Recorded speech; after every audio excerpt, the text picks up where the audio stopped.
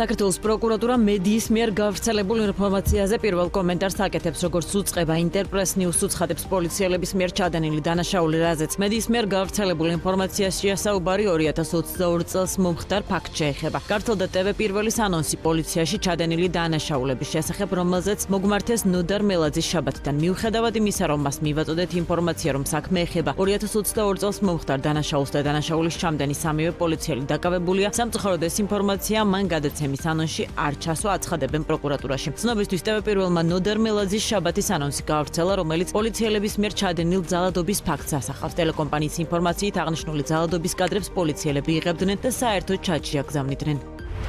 სახალხო დამცველი ეხმაურება მედიაში გავრცელებულ კადრებს, რომლებიც პოლიციელის მხრიდან ძალადობას ასახავს. ომბუდსმენი გმობს პოლიციელების მხრიდან ყველა სახის კანონსაწინააღმდეგო ქმედებას, განსაკუთრებით კი არასათანადო მოპყრობის ფაქტებს.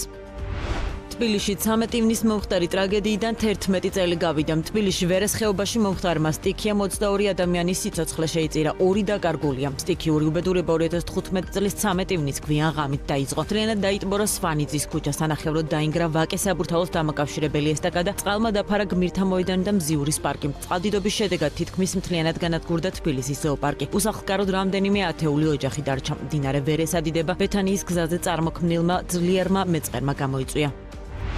ვალუტის ჯიხურის მეპატრონე კახა კოტორაშვილი, რომელიც 665 მილიონი დოლარის გათეთრებაში იყო ბრალდებული სასამართლომ დამნაშავედ ცნოდა, 11 წლით თავისუფლების აღკვეთა მიუსაჯა. ამის შესახებ ინფორმაცია BMG-ს ბრალდებულის ადვოკატმა დაუდასტურა.